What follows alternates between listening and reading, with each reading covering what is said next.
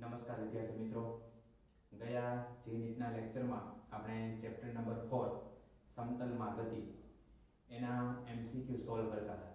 બરાબર. આજના આ લેક્ચરમાં પણ આપણે આ ચેપ્ટર નંબર 4 એને હવે આગળ વધારીએ. બરાબર. આજનો આપણો પહેલો MCQ એની રકમ મેં બોર્ડ ઉપર લખેલી છે. રકમ કંઈક આવી છે, જુઓ.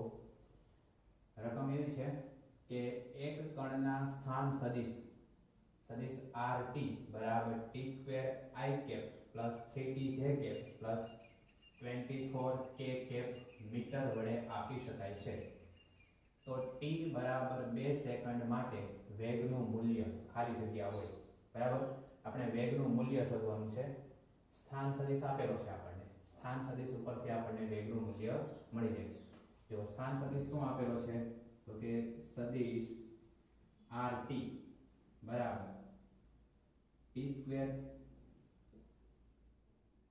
I cap plus 3t j cap plus 24 k cap આવો આપણને સ્થાન સદિશ આપેલો છે. હું સ્થાન સદિશનું સમયની સાપેક્ષે વિકલન કરું તો મને વેગ સદિશ મળશે. શું મળશે? વેગ સદિશ. બરાબર.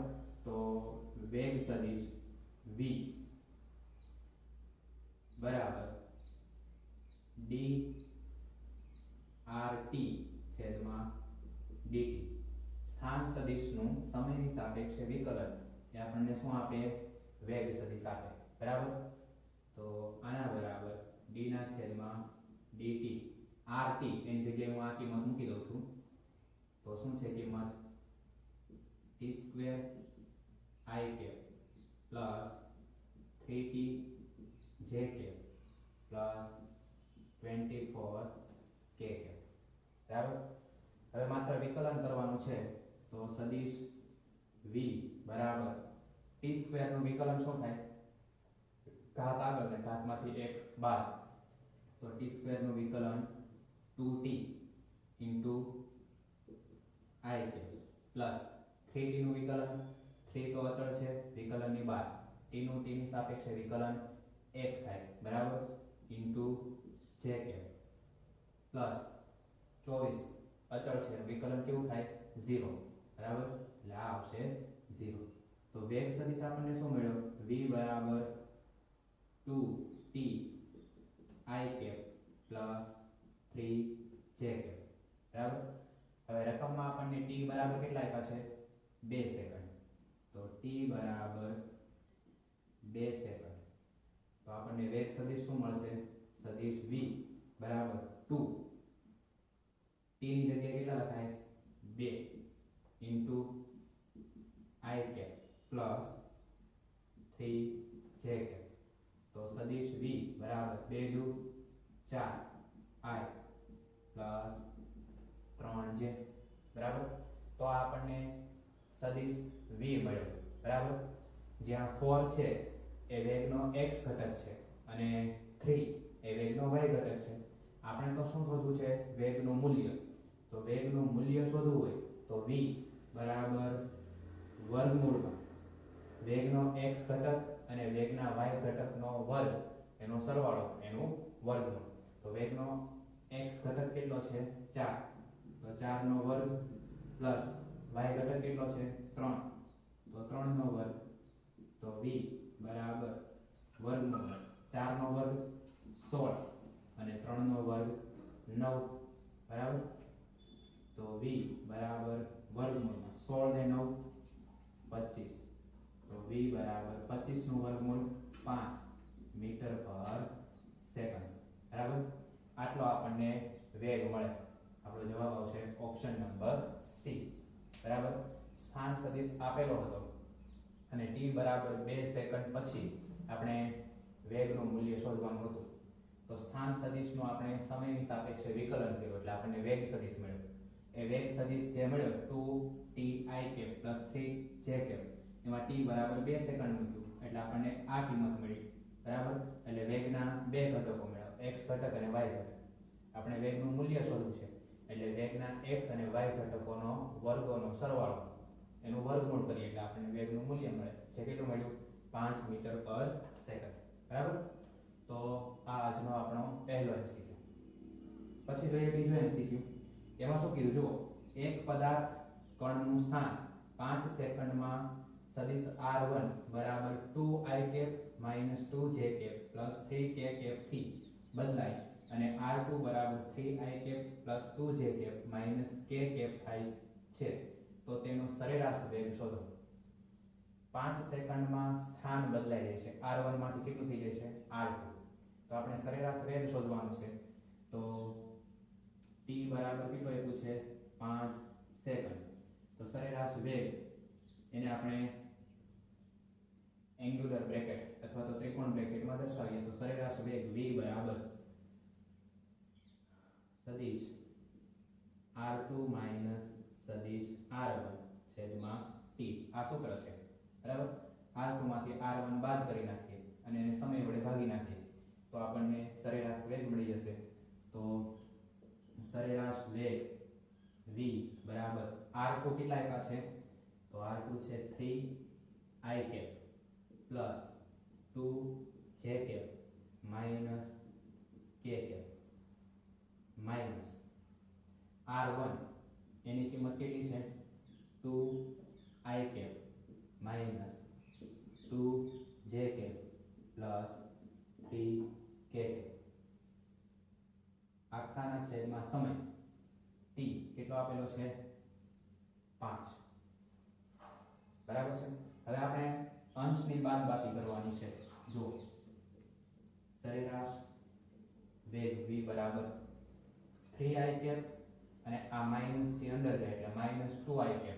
તો 3 માંથી 2 બાદ કરીએ તો કેટલા વધશે, માત્ર 1i પ્લસ આ છે 2j.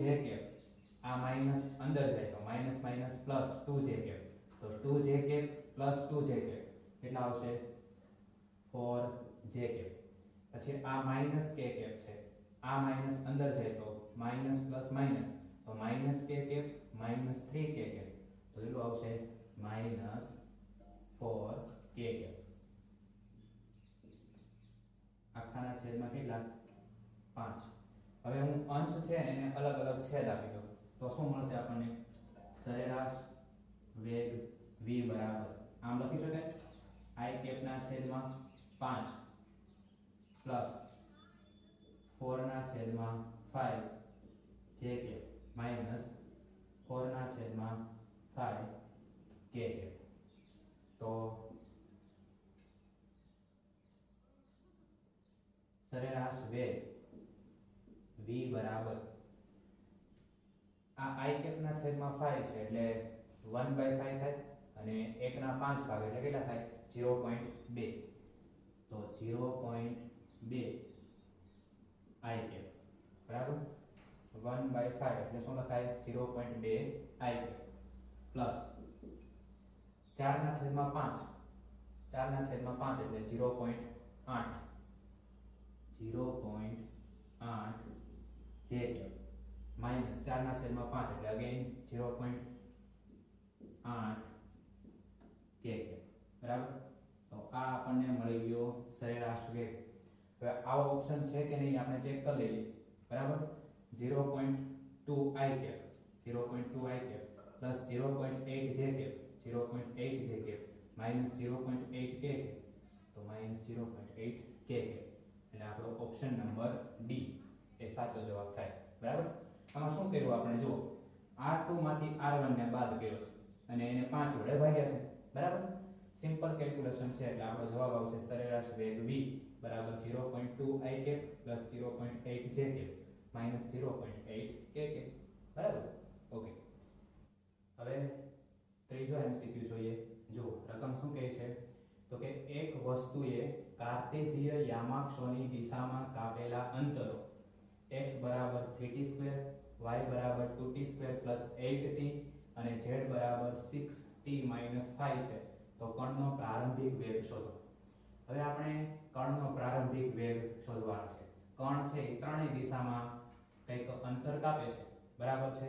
x y અને z ત્રણેય દિશામાં અંતર કાપે છે.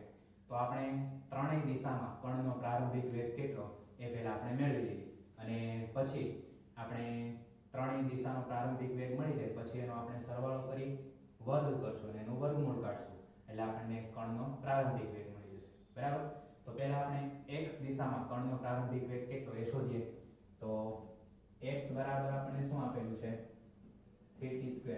આ તો આપણને સ્થાન આપેલું છે ને અંતરનું સમયની સાપેક્ષે વિકલન આપણને વેગ આપશે બરાબર x દિશાનું સ્થાન એ આપણને x દિશાનો વેગ આપે તેથી vx બરાબર dx ના છેદમાં dt તો એના બરાબર d છેદમાં dt ઇન્ટુ શું લખાય 3t² બરાબર તો vx બરાબર 3 છે એ અચળ એટલે વિકલનની બહાર t² નું વિકલન શું થાય 2t અને t નું t ની સાપેક્ષે વિકલન 1 લખવાની જરૂર નથી તો vx બરાબર 3 દુ 6 ઇન્ટુ t આ આપણને x દિશાનો વેગ મળ્યો પણ આપણે તો પ્રારંભિક વેગ જોતો છે કેવો વેગ જોઈએ છે પ્રારંભિક વેગ તો પ્રારંભિક વેગ આપણે જોતો હોય તો t બરાબર 0 મૂકવું પડે તો v0x બરાબર 6 ઇન્ટુ 0 બરાબર 0 કારણ કે શરૂઆતમાં પદાર્થ સ્થિર હોય ત્યારે સમય પણ શૂન્ય હશે તો એનો પ્રારંભિક વેગ છે એ સમય શૂન્ય હોવાથી પ્રારંભિક વેગ કેટલો થશે શૂન્ય થશે બરાબર એટલે v0x આપણને શૂન્ય મળ્યો આ x દિશામાં પદાર્થનો પ્રારંભિક વેગ છે એવી જ રીતે હવે y દિશામાં પદાર્થનો પ્રારંભિક વેગ શોધીએ તો જુઓ y બરાબર આપણને શું આપેલું છે y બરાબર આપણને આપેલું છે 2t² + 8t તો y દિશાનું અંતર આપણને y દિશાનો વેગ આપે તો vy બરાબર dy ના છેદમાં dt તો vy બરાબર dy dt y ની જગ્યાએ શું લખાય 2t² + 8t વિકલન કરીએ તો vy બરાબર 2 અચળ બહાર લખી દઈએ t² નું વિકલન કેટલું થાય 2t + 8 અચળ t નું t ની સાપેક્ષે વિકલન 1 તો vy બરાબર 2 દુ 4 4t + 8 બરાબર હવે આપણે પ્રારંભિક વેગ શોધવો છે y દિશામાં તો t બરાબર 0 મૂકી દઈએ તો v0y t બરાબર 0 મૂકો તો આ પદ 0 થી તો શું વધે 8 બરાબર છે તો v0y બરાબર 8 મળ્યું તો x દિશામાં પ્રારંભિક વેગ 0 y દિશામાં પ્રારંભિક વેગ 8 હવે z દિશામાં પ્રારંભિક વેગ શોધીએ તો z બરાબર કેટલું આપ્યું છે આપણને 6t - 5 બરાબર તો z દિશાનું અંતર આપણને z દિશાનો વેગ આપે તો vz બરાબર dz ના છેદમાં dt બરાબર dy dt z ની જગ્યાએ મૂકીએ 6t - 5 તો vz બરાબર 6 અચળ છે વિકલનની બહાર t નું t ની સાપેક્ષે વિકલન 1 - 5 અચળ છે વિકલન 0 તો vz બરાબર 6 તો અહીંયા તો t નથી એટલે t બરાબર 0 મૂકવાની કઈ જરૂર નથી તો આ v0z બરાબર પણ આપણને કેટલા મળ્યા 6 બરાબર આ v0y બરાબર 8 અને v0x બરાબર કેટલા મળ્યા 0 એટલે કણનો x દિશામાં પ્રારંભિક વેગ 0 y દિશામાં પ્રારંભિક વેગ 8 અને z દિશામાં પ્રારંભિક વેગ 6 એટલે આપેલ પદાર્થનો કણ એ yz દિશામાં ગતિ કરે છે એમ કહેવાય yz સમતલમાં બરાબર તો એનો હવે પ્રારંભિક વેગ શોધીએ તો પ્રારંભિક વેગ એનું મૂલ્ય શોધવા માટે v0 બરાબર વર્ગમૂળમાં v0 x² + v0 y² + v0 z² તો v0 બરાબર વર્ગમૂળમાં v0x 0 છે પ્લસ v0 y² 8² કેટલો થાય 64 પ્લસ v0 z² 6² કેટલો થાય 36 તો v0 બરાબર વર્ગમૂળમાં 64 પ્લસ 36 એટલે 100 અને 100 નું વર્ગમૂળ કેટલું થાય 10 મીટર પર સેકન્ડ બરાબર આટલો પ્રારંભિક વેગ હશે તો v0 બરાબર 10 મીટર પર સેકન્ડ ત્રણેય દિશાના આપણને અંતર આપેલા હતા એટલે ત્રણેય દિશાના આપણે પ્રારંભિક વેગ શોધ્યા અને મૂળ પ્રારંભિક વેગનું મૂલ્ય એટલે ત્રણેય દિશાના પ્રારંભિક વેગના વર્ગોના સરવાળાનું વર્ગમૂળ બરાબર તો તો v0 બરાબર કેટલું આવ્યું 10 મીટર પર સેકન્ડ। તો 3 MCQ વ્યવસ્થિત લખી નાખો। પછી આપણે આગળ હવે જે નીટની એક્ઝામમાં પૂછાયેલા પ્રશ્નો સોલ્વ કરીએ। હવે આપણે MCQ નંબર 4 જોઈએ। આ MCQ JEE 2014 ની અંદર પૂછાયેલો MCQ છે। જો રકમ શું છે તો કે એક કણને h ઊંચાઈના બહુમાળી મકાન પરથી ઉર્ધ્વ દિશામાં u જેટલી ઝડપે ફેંકવામાં આવે છે। કણને જમીન પર પહોંચતા લાગતો સમય તેના ગતિમાર્ગ પર મહત્તમ ઊંચાઈએ પહોંચતા લાગતા સમય કરતાં n ગણો છે। તો ઊંચાઈ h, ઝડપ u અને n વચ્ચેનું સમીકરણ મેળવો। બરાબર। એક કણ છે જેને h ઊંચાઈના મકાનની ટોચ પરથી ઉર્ધ્વ દિશામાં u જેટલા વેગથી ફેંકવામાં આવે છે। બરાબર છે। સમજો કે આ એક બહુમાળી મકાન છે કે જેની ઊંચાઈ h છે। બરાબર। આ h ઊંચાઈના મકાનની છત ઉપરથી એક પદાર્થને આમ ઉર્ધ્વ દિશામાં u જેટલા વેગથી ફેંકવામાં આવે છે। બરાબર। તો પદાર્થે પ્રાપ્ત કરેલી મહત્તમ ઊંચાઈ ધારો કે h છે। આ જે સ્મોલ h છે એ શું દર્શાવે છે તો કે મકાનની ટોચ પરથી જ્યારે આપણે પદાર્થને ઉર્ધ્વ દિશામાં u જેટલા વેગથી ફેંકીએ છીએ ત્યારે પદાર્થે પ્રાપ્ત કરેલી મહત્તમ ઊંચાઈ કેપિટલ h છે। બરાબર। હવે આ મહત્તમ ઊંચાઈથી પદાર્થ પાછો નીચે આવે એટલે કે મુક્ત પતન કરે છે। એટલે કે પદાર્થ જ્યારે મુક્ત પતન કરી અને જમીન ઉપર પડે છે ત્યારે એને જે સમય લાગે છે એ સમય પદાર્થને મકાનની ટોચ પરથી મહત્તમ ઊંચાઈએ પહોંચવા માટે લાગતા સમય કરતાં n ગણો છે। બરાબર। ધારો કે પદાર્થને મકાનની ટોચ પરથી મહત્તમ ઊંચાઈએ પહોંચવા માટે લાગતો સમય t છે અને મહત્તમ ઊંચાઈથી પદાર્થ જમીન ઉપર પડે ત્યારે લાગતો સમય ધારો કે t ડેશ છે। પરંતુ આ t ડેશ કેટલો છે તો કે આ જે t છે એનો n ગણો એટલે nt જેટલો આવું આપણને રકમમાં કીધું છે। મકાનની ટોચ ઉપરથી પદાર્થ મહત્તમ ઊંચાઈએ પહોંચે ત્યારે જે સમય લાગે છે એ t છે। પછી મહત્તમ ઊંચાઈથી પદાર્થ જમીન ઉપર પડે છે ત્યારે જે સમય લાગે છે એ t ડેશ છે। પરંતુ t ડેશ બરાબર કેટલા nt। કારણ કે અહીંથી અહીંયા સુધી પદાર્થ પહોંચે ત્યારે જે સમય લે છે એના કરતાં પદાર્થ મહત્તમ ઊંચાઈથી જમીન ઉપર પડે ત્યારે જે સમય લે છે એ n ગણો છે। બરાબર। એટલે t એની આગળ આપણે n વડે ગુણવા પડે એટલે t ડેશ બરાબર કેટલા થાય nt। આ t ડેશ એ મહત્તમ ઊંચાઈથી જમીન ઉપર પડે ત્યારનો સમય છે। બરાબર। અને t એ મકાનની ટોચ ઉપરથી પદાર્થ મહત્તમ ઊંચાઈએ પહોંચે ત્યારનો સમય છે। બરાબર। તો આપણે ઊંચાઈ h, ઝડપ u અને n વચ્ચેનું સમીકરણ મેળવવાનું છે। તો જુઓ h ઊંચાઈના મકાનની ટોચ પરથી ઉર્ધ્વ દિશામાં ફેંકેલા પદાર્થને મહત્તમ ઊંચાઈ h પ્રાપ્ત કરવા માટે લાગતો સમય આપણે પહેલા શોધી લઈએ। બરાબર। h ઊંચાઈના મકાનની ટોચ પરથી ઉર્ધ્વ દિશામાં ફેંકેલા પદાર્થને મહત્તમ ઊંચાઈ h પ્રાપ્ત કરવા માટે લાગતો સમય t। તો t બરાબર આપણી પાસે સમીકરણ છે। સમીકરણ ખરેખર આવું છે v sin θ છેદમાં g। આ સમીકરણ આપણે આગળ ભણી ગયા છે। બરાબર। એના બરાબર t, અચ્છા t નથી લખતા આપણે v ની જગ્યાએ શું લખીએ છીએ u sin જ્યારે મકાનની ટોચ ઉપરથી પદાર્થને આપણે આમ ઉર્ધ્વ દિશામાં ફેંકીએ ત્યારે જે ખૂણો બને છે એ ખૂણો કેટલો હશે 90। બરાબર છે। છેદમાં g। તો sin 90 એટલે 1 તો u ના છેદમાં g। તો સમય કેટલો મળ્યો t બરાબર u ના છેદમાં g। આ sin 90 કઈ રીતે આવ્યું એ આપણે થિયરીમાં ભણી ચૂક્યા છે। બરાબર।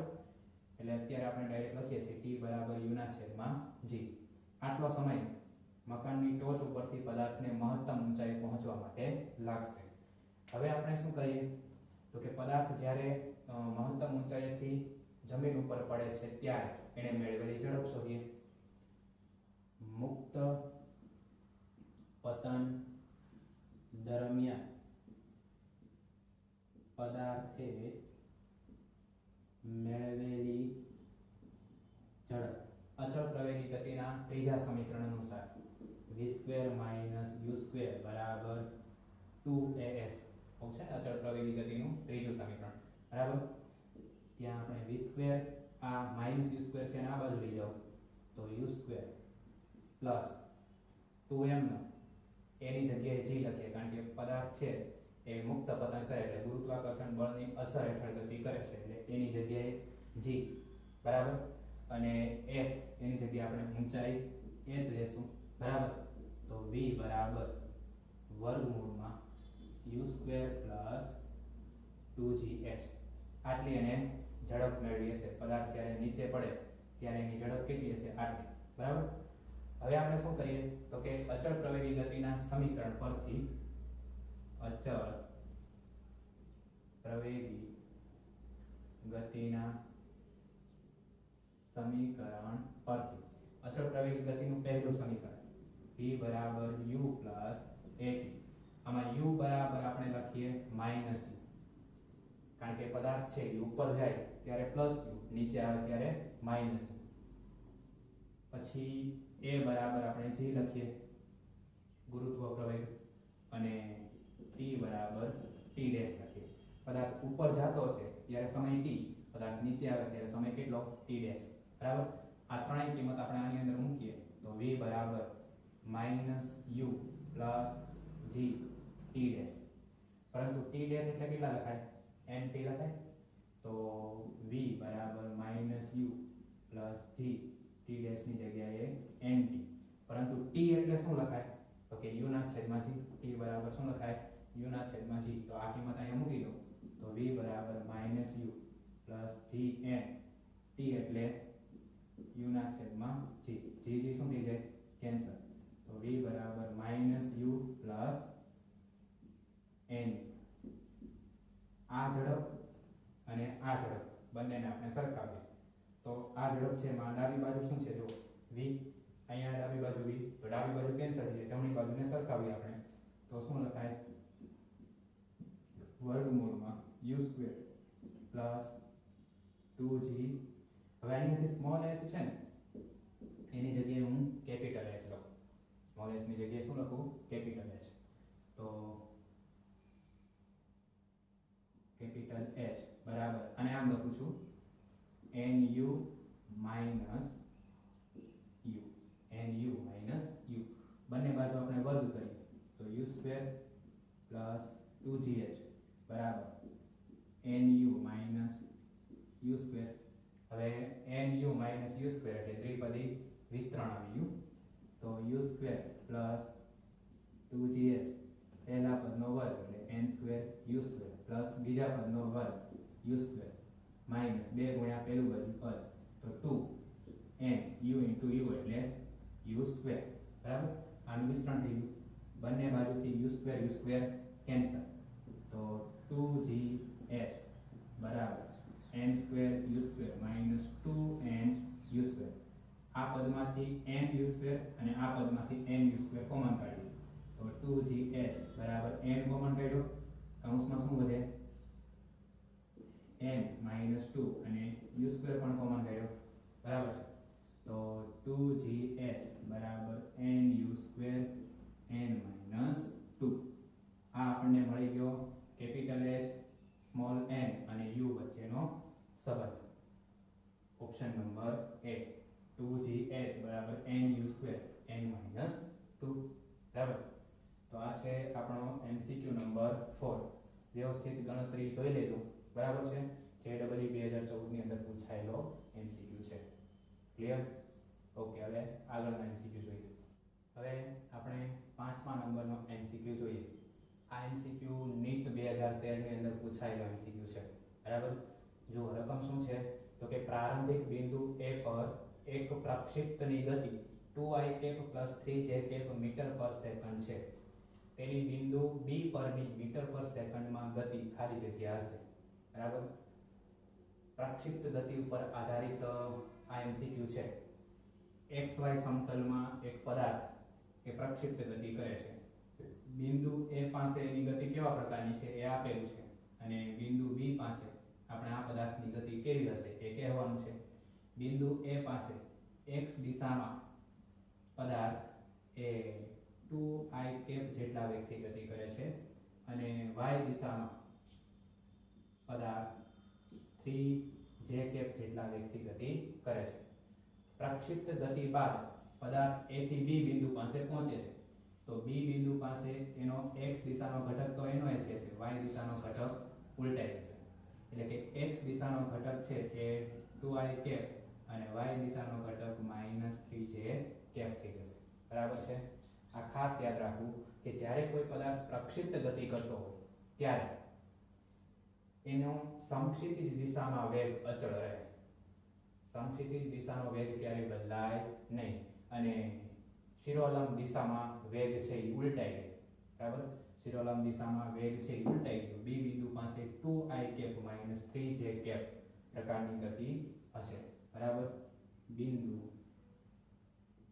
b પાસે પદાર્થની ગતિ 2i કેપ -3j કેપ પ્રકારની હશે એટલે ઓપ્શન નંબર ડી આવો કોઈ પણ પ્રકારનો તમને એમસીક્યુ પૂછે બરાબર તો પ્રક્ષિપ્ત ગતિ દરમિયાન સમક્ષિતિજ દિશાનો વેગ હંમેશા અચળ રહે એટલે કે તમને x દિશાનો જે વેગ આપેલો હોય એ તો એમનેમ જ રહે માત્ર y દિશાનો વેગ ઉલટાઈ જાય બરાબર એટલે આપણને શરૂઆતમાં વેગ કેટલો આપ્યો તો 2i કેપ 3j કેપ અંતે x દિશાનો ઘટક તો એનો જ રહ્યો પણ y દિશાનો ઘટક પ્લસ માંથી કેવો થઈ ગયો માઈનસ થઈ ગયો બરાબર તો આ છે MCQ નંબર 5 નેક્સ્ટ જોઈએ છઠ્ઠા નંબરનો MCQ એમાં આપણને કીધું છે કે એક કણ ઉર્ધ્વ દિશામાં ફેંકવામાં આવે છે કણને ઉર્ધ્વ દિશામાં જમીનથી આમ ઉપર તરફ ફેંકવામાં આવે છે મહત્તમ ઊંચાઈના અડધા અંતરે તેનો વેગ 10 મીટર પર સેકન્ડ હોય તો તેને પ્રાપ્ત કરેલી મહત્તમ ઊંચાઈ ખાલી જગ્યા મીટર છે g બરાબર 10 મીટર પર સેકન્ડ સ્ક્વેર લેવાનું છે સમજો કે આ જમીન છે જમીન ઉપરથી આપણે એક પદાર્થને આમ ઉપર તરફ ઉર્ધ્વ દિશામાં ફેંકીએ છીએ પદાર્થ છે એ મહત્તમ કેપિટલ H જેટલી ઊંચાઈએ પહોંચે છે આની જે મહત્તમ ઊંચાઈ છે એના અડધા અંતરે પદાર્થ પહોંચે એટલે કે બિંદુ A પાસે ત્યારે એનો વેગ કેટલો છે 10 મીટર પર સેકન્ડ બરાબર એનો આપણે પ્રારંભિક વેગ લઈએ u બરાબર 10 મીટર પર સેકન્ડ બરાબર છે મહત્તમ ઊંચાઈના અડધા અંતરે મહત્તમ ઊંચાઈ h છે બરાબર એની અડધું અંતર એટલે h/2 એટલે બિંદુ A પાસે એની ઝડપ કેટલી છે u બરાબર 10 મીટર પર સેકન્ડ હવે પદાર્થ છે A થી B બિંદુ પાસે એટલે કે મહત્તમ ઊંચાઈએ પહોંચે ત્યારે ક્ષણિક સમય માટે સ્થિર થશે એટલે એનો અંતિમ વેગ કેવો થશે v બરાબર 0 બરાબર તો આ બંને ડેટા આપેલા છે પદાર્થ A બિંદુ પાસેથી B બિંદુ પાસે પહોંચે ત્યાર સુધીની તેની ઊંચાઈ એ આપણે કેટલી લેવાની છે h/2 તો આ હકીકતનો ઉપયોગ કરી અને પદાર્થે પ્રાપ્ત કરેલી મહત્તમ ઊંચાઈ આપણે શોધી શકીએ બરાબર છે તો અચળ પ્રવેગી ગતિનું સમીકરણ આપણે જાણીએ છીએ v² - u² બરાબર 2as બરાબર અથવા તો 2ad પણ ઘણી વખત લખાય છે પરંતુ અહીં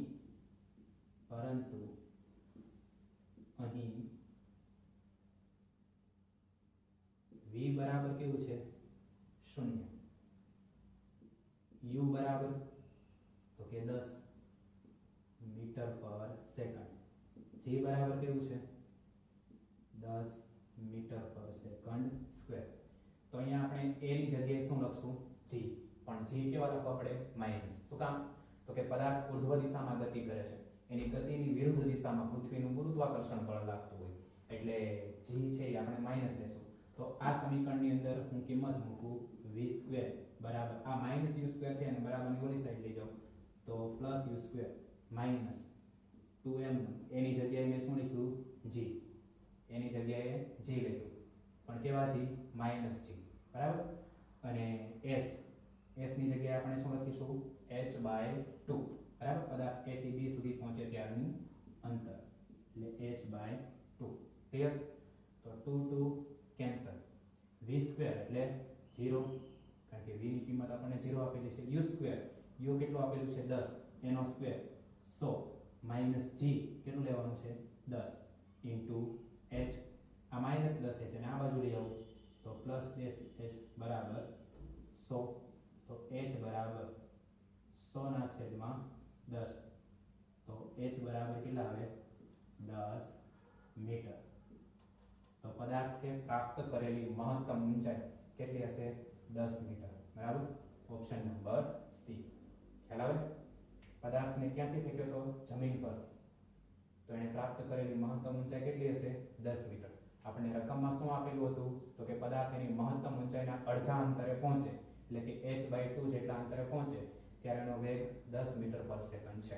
બરાબર, g બરાબર 10 મીટર પર સેકન્ડ આપેલું હતું એનો સ્ક્વેર. બરાબર, તો h બરાબર કેટલું થાય 10 મીટર. ક્લિયર? 7મા નંબરનો એમસીક્યુ જોઈએ. એમાં કીધું છે કે એક કણ સીધી રેખા OX પર ગતિ કરે છે. સીધી રેખામાં ગતિ કરે છે. જો સમય t સેકન્ડમાં અને અંતર x મીટરમાં હોય તો O થી કણનું અંતર x બરાબર 40 પ્લસ 12t t ક્યુબ મળે છે. આ કણે સ્થિર થાય તે પહેલા ખાલી જગ્યા અંતર કાપ્યું હશે. બરાબર, હવે આપણને શું કીધું છે અંતર આપેલું છે x બરાબર 40 પ્લસ 12t t ક્યુબ આવું અંતર આપેલું છે. કણ સ્થિર થાય એ પહેલા એને કાપેલું અંતર કેટલું હશે એ આપણે કહેવાનું છે. O થી x સુધી એ ગતિ કરે છે. રેખા કેવી છે OX, O બિંદુથી ચાલુ કરે છે અને x સુધી એ ગતિ કરે છે. x પાસે પહોંચે ત્યારે એને કાપેલું અંતર આટલું છે. તો એ સ્થિર થયો હોય એ પહેલા એને કેટલું અંતર કાપ્યું હશે એ આપણે કહેવાનું છે. તો પહેલા વેગ શોધી લઈએ. તો વેગ v બરાબર અંતરનો સમયની સાપેક્ષે વિકલન, તો dx ના છેદમાં dt. વેગ એટલા માટે શોધીએ કારણ કે પદાર્થ સ્થિર થઈ જશે એટલે એનો વેગ શૂન્ય હશે અને પદાર્થ સ્થિર થાય ત્યાં સુધીમાં એને સમય કેટલો લાગ્યો હશે એ સમય આપણે શોધવા માટે વેગ શોધીએ છીએ. તો v બરાબર dx/dt બરાબર આ 40 એટલે ચાલો કિંમત જ મૂકીએ, સ્ટેપ બાય સ્ટેપ ગણતરી કરીએ. d/dt x ની જગ્યાએ હું શું લખું છું 40 પ્લસ 12t t ક્યુબ.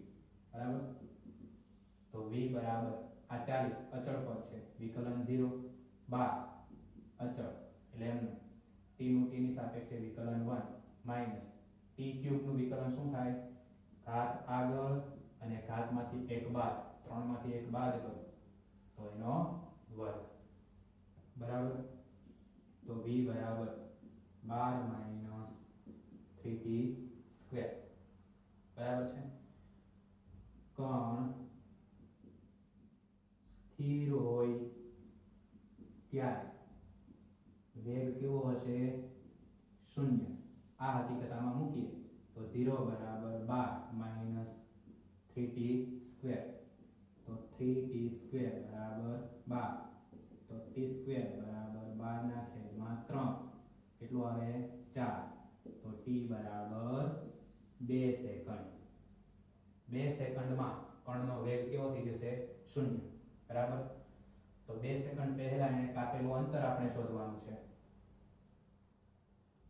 2 સેકન્ડમાં એનો વેગ કેવો થઈ જશે 0. તો આપણે આ t ની કિંમત આ અંતરના સમીકરણમાં આપણે મૂકી દઈએ. બરાબર, તો t ની કિંમત અંતરના સમયની અંદર મૂકશું સમીકરણમાં તો x બરાબર 40 પ્લસ 12 t ની જગ્યાએ કેટલું 2 માઈનસ 2 નો ક્યુબ. આ જે સમીકરણ છે એમાં મેં t ની કિંમત મૂકી છે. તો x બરાબર 40 એમ 12 દુ 24 માઈનસ 2 નો ક્યુબ 8. તો x બરાબર 40 પ્લસ 24 માઈનસ 8 એટલે 16. તો x બરાબર 56 મીટર. આટલું એને અંતર કાપેલું હશે. બરાબર, કણ સ્થિર થાય એ પહેલા એને કાપેલું અંતર 56 મીટર હશે. તો આ છે એમસીક્યુ નંબર 7. બરાબર, ફરી આ 3 MCQ વ્યવસ્થિત જોઈ લો પછી આગળના MCQ આપણે જોઈએ. હવે આપણે 7મા નંબરનો MCQ જોઈએ. જો રકમ શું છે તો કે x અક્ષ પર થતી ગતિ માટે t સમયે કણનું સ્થાન x બરાબર 9t² - t³ છે, જ્યાં x મીટરમાં અને t સેકન્ડમાં છે. જ્યારે તે મહત્તમ ઝડપ મેળવે ત્યારે તેનું સ્થાન કેટલું હશે? તો અહીંયા આપણે સ્થાન ઉપરથી ઝડપ મેળવીશું અને ઝડપ ઉપરથી પ્રવેગ મેળવીશું. અને જ્યારે મહત્તમ ઝડપ હોય ત્યારે પ્રવેગ શૂન્ય થાય એટલે આપણને સમય મળી જશે. એ સમયની કિંમત આ સૂત્રની અંદર મૂકી દઈએ એટલે આપણને સ્થાન મળી જશે. બરાબર? તો સૌપ્રથમ x બરાબર 9t² - t³ આ કિંમત આપેલી છે. સ્થાન એનું સમયની સાપેક્ષે વિકલન વેગ અથવા તો આપણને ઝડપ આપે તો v બરાબર dx/dt આના બરાબર d/dt. વિકલન કોનું કરવાનું છે? 9t² - t³ નું. તો ઝડપ v બરાબર 9 અચળ છે વિકલનની બહાર, t² નું વિકલન 2t માઈનસ t³ નું વિકલન 3t². બરાબર? ઘાત આગળ ને ઘાતમાંથી 1 બાદ તો v બરાબર 9 દુ 18t માઈનસ 3t². આ આપણને વેગ મળ્યો. હવે જ્યારે વેગ મહત્તમ હોય ત્યારે પ્રવેગ શૂન્ય થાય. તો પહેલા આપણે પ્રવેગ શોધી લઈએ. તો વેગ ઉપરથી આપણે પ્રવેગ શોધવો હોય તો પ્રવેગ a બરાબર વેગનું સમયની સાપેક્ષે વિકલન તો dv/dt એના બરાબર d/dt 18t માઈનસ 3t². તો પ્રવેગ a બરાબર 18 અચળ છે વિકલનની બહાર, t નું t ની સાપેક્ષે વિકલન 1 માઈનસ 3 અચળ છે વિકલનની બહાર, t² એનો વિકલન 2t. તો a બરાબર 18 માઈનસ 6t. આ આપણને પ્રવેગ મળી ગયો. હવે જ્યારે વેગ મહત્તમ હોય ત્યારે પ્રવેગ બરાબર 0. તો a બરાબર 0 આની અંદર મૂકી દઈએ તો 0 બરાબર 18 માઈનસ 6t. તો 18 બરાબર 6t. તો t બરાબર 18 ભાગ્યા 6 6 તેરી 18 3 સેકન્ડ. આ t એની કિંમત આપણે આ x ની અંદર મૂકી દઈએ તો x બરાબર 9 એમ રાખીએ, t² એટલે 3 નો સ્ક્વેર કેટલો થાય 9 માઈનસ t એટલે 3 એનો ક્યુબ. બરાબર? તો x બરાબર 9 ગુણ્યા 9 એટલે 81 માઈનસ 3 નો ક્યુબ 27. 81 માંથી 27 બાદ કરીએ તો કેટલું આવે 54 મીટર. તો જવાબ આવશે a 54 મીટર. કેટલો જવાબ આવશે 54 મીટર. મહત્તમ ઝડપ મેળવે ત્યારે એનું સ્થાન 54 મીટર હશે. ક્લિયર? પછી 9મા નંબરનો MCQ. એક કણનો પ્રારંભિક વેગ 3i + 4j અને પ્રવેગ 0.4i + 0.3j છે. તો 10 સેકન્ડ પછી કણની ઝડપ કેટલી હશે? જો તમને પ્રારંભિક વેગ u આપેલો છે. u બરાબર કેટલું આપ્યું છે 3i + 4j. પ્રવેગ a આપેલો છે. કેટલો છે 0.4i + 0.3j. સમય આપેલો છે t બરાબર 10 સેકન્ડ. તો ઝડપ શોધવાની છે v. તો અચળ પ્રવેગી ગતિનું સમીકરણ v બરાબર u + at. આની અંદર બધી કિંમત મૂકી દઈએ તો v બરાબર u કેટલું છે 3i + 4j plus a 0.4 i plus 0.3 j into t. t એટલે કેટલા છે 10. હવે આ 10 છે ને હું આની સાથે ગુણી નાખું તો મને શું મળે તો કે v બરાબર 3i plus 4j plus 0.4 ગુણ્યા 10 એટલે 4i plus 0.3 ગુણ્યા 10 એટલે 3j. બરાબર? તો v બરાબર આ બંનેનો હવે સરવાળો કરવાનો 3 + 4 એટલે 7i કે પ્લસ 4 + 3 એટલે 7j કે. તો વેગના બે ઘટકો મળ્યા. વેગનો x ઘટક કેટલો આવશે 7 અને વેગનો y ઘટક પણ 7 આવશે. આપણે તો શું શોધવાનું છે? ઝડપ. તો આ બંને ઘટકોના વર્ગોના સરવાળાનું વર્ગમૂળ. તો vx² + vy². તો v બરાબર વર્ગમૂળમાં 49 + 49. તો v બરાબર વર્ગમૂળમાં 98. બરાબર. તો 98 નું વર્ગમૂળ શું થશે? 98 નું વર્ગમૂળ થાય છે 7√2. બરાબર.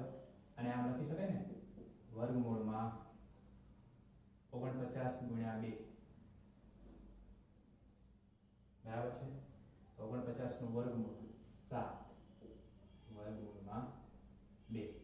તો જવાબ આવશે ઓપ્શન નંબર બી 7√2. અને એકમ પાછળ લખી દેવું. બરાબર. ઓપ્શનમાં તો કંઈ લખવાની જરૂર નથી. તો આ જે 9મા MCQ નો જવાબ છે એ છે 7√2. બરાબર. આગળ છેલ્લો MCQ આજનો જોઈ લઈએ, 10મો. શું કહે છે રકમમાં? તો કે સુરેખ માર્ગ પર ગતિ કરતા કણની ગતિનું સમીકરણ x = 8 + 12t - t³ છે, જ્યાં x મીટરમાં અને t સેકન્ડમાં છે. તો જ્યારે તેનો વેગ 0 થાય ત્યારે એનો પ્રવેગ કેટલો હશે એ આપણે શોધવાનું છે. તો x આપેલું છે 8 + 12t - t. પહેલા વેગ શોધી લઈએ. તો વેગ v બરાબર અંતરનું સમયની સાપેક્ષે વિકલન dx/dt બરાબર d/dt કૌંસમાં 8 + 12t - t³. તો વેગ v બરાબર 8 અચળ વિકલન 0, 12 અચળ વિકલનની 12, t નું t ની સાપેક્ષે વિકલન 1 માઈનસ t³ એનું વિકલન શું થાય? 3t². બરાબર. તો v બરાબર શું મળે છે? 12 - 3t². હવે આ વેગનું સમયની સાપેક્ષે વિકલન પ્રવેગ આપે તો a બરાબર dv/dt બરાબર d/dt 12 - 3t². તો પ્રવેગ a બરાબર શું છે? 12. 12 નું વિકલન 0 અચળ પદ છે, માઈનસ 3t² એનું વિકલન શું થાય? 3 દુ 6 6t. બરાબર. તો a બરાબર -6t મળે. a બરાબર શું મળે? -6t. પ્રવેગ મળી ગયો. હવે આના ઉપરથી આપણને સમય મળી જશે. v બરાબર 12 - 3t² છે. બરાબર. વેગ 0 હોય તો સમય કેટલો થાય એ શોધી લઈએ. વેગ આપણે 0 કીધું છે ને રકમમાં. જો તેનો વેગ 0 થાય તો વેગ 0 થાય તો v બરાબર 0. તો 12 - 3t². હવે આને નીચે લખું છું. આ 12 એમ પછી -3t² અને બરાબર ની આ બાજુ લઈ જાય તો 3t². તો t² બરાબર 12/3 બરાબર 4. તો t બરાબર કેટલું આવે? તો t બરાબર આવે 2. કારણ કે 4 નો વર્ગમૂળ 2 થાય. t ની આ બે કિંમત છે અહીંયા મૂકી દઈએ તો a બરાબર -6 * 2. તો a બરાબર -12 મીટર/સેકન્ડ². બરાબર. આ ઋણ નિશાની શું દર્શાવે? પ્રતિપ્રવેગ છે. તો a બરાબર 12 મીટર/સેકન્ડ². તો આપણો જવાબ આવશે ઓપ્શન નંબર ડી. બરાબર. ઋણ નિશાની પ્રતિપ્રવેગ ઉત્પન્ન થાય છે એવું દર્શાવે છે. જો ઓપ્શનમાં ઋણ નિશાની સહિત 12 આપેલા હોય તો a લખવાનું, પણ ઋણ નિશાની ન આપેલી હોય ખાલી 12 આપેલા હોય તો જવાબ a લખવાનો. બરાબર. એટલે ઋણ નિશાની અહીંયા પ્રતિપ્રવેગ ઉત્પન્ન થાય છે એવું દર્શાવે છે. તો આજે આપણે આ 10 MCQ સોલ્વ કર્યા. એમાં પહેલા 3 MCQ બાદ કરતા બાકીના જે છેલ્લા 7 MCQ છે, 7 MCQ આગળની જીનીટ અને બીજી કોમ્પિટિટિવ એક્ઝામમાં પૂછાયેલા MCQ છે. એટલે આ 10 MCQ વ્યવસ્થિત તૈયાર કરજો. હજુ આપણે એક લેક્ચર આવતા લેક્ચરમાં આ ચેપ્ટર ચાલુ રાખીશું અને બાકી રહેલા અગાઉની પરીક્ષામાં પૂછાયેલા જે નીટના પ્રશ્નો સોલ્વ કરીશું. બરાબર છે? ત્યાં સુધી જય હિન્દ.